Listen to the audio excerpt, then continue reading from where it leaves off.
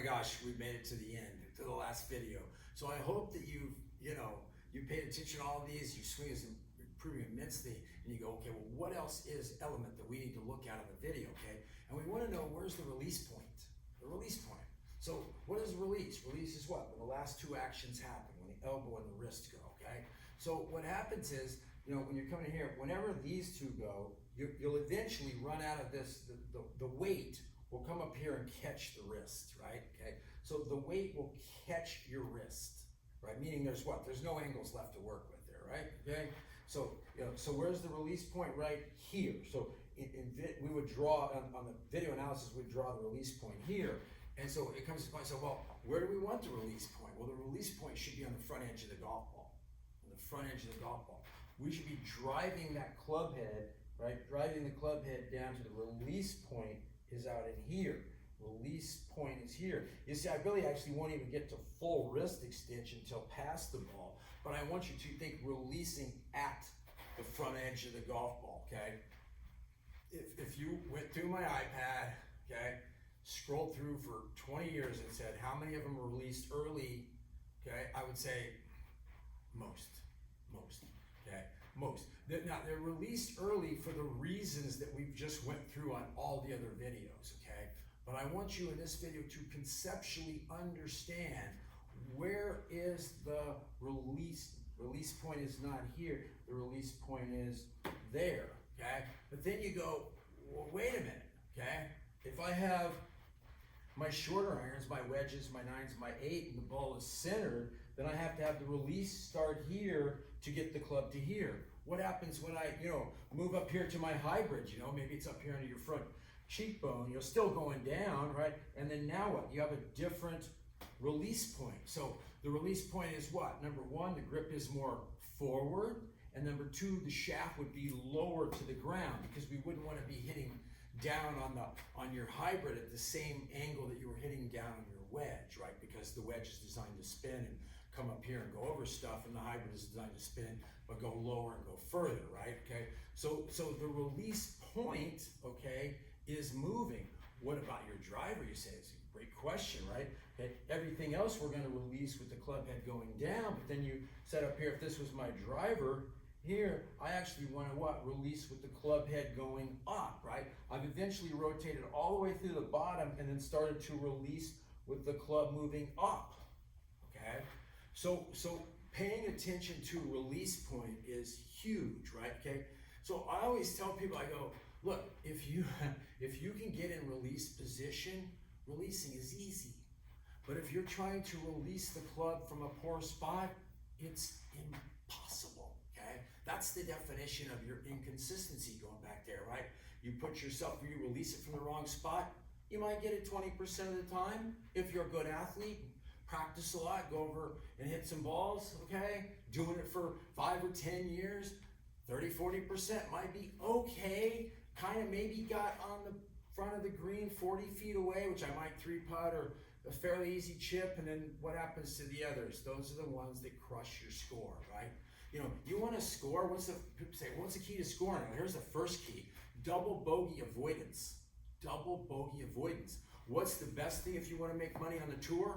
Bogey avoidance. You go, yeah. They're looking to keep in the 60s and 70s. We're trying to come up here. Okay, you got to stay away from double bogeys. So what happens? Most double bogeys I see, double bogey shots, the club is released in a horrifically bad spot. Okay, so release position. When does the club run out of life?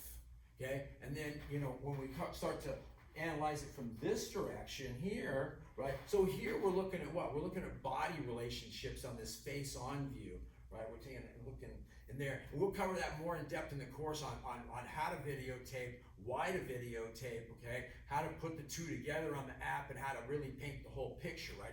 This is going to tell you about your body movements, your support, your whatever's going down. And then over here, you're going to see the net effect on the club, right? You're going to see the net effect. Whatever you're doing over here, it's going to have some net effect over here, right? So if we start to see the club getting released over here, right, too soon, right, or we're seeing it get pushed out and released. So that's why you have to have both camera views, both down the line and face on, because they tell two pictures or two things about the same action, right? It's going to tell you how's that body doing, and then what is that doing when you do this? What does it do to the shaft, right? Okay.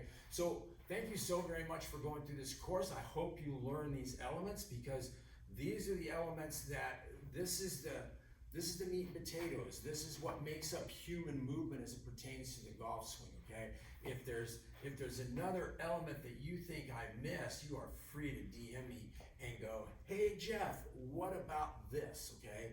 Because I can't find any, okay? 42 years straight of teaching. I started off, I knew nothing about the golf swing, nothing about, learning, nothing about how to practice, right? I worked my way into high school, college, ended up realizing I was a good player, but not nearly like these tour guys I was playing with level. Started teaching, no clue how to teach, okay? No clue how to teach. 40 years later, okay, it comes down to everything in this video series. And you might be asking yourself, why did you give me this for free? Why did I only have to put my email, okay, and my name in here, and you're giving it to me for free? Here's the deal. It's just information, okay? It's just information.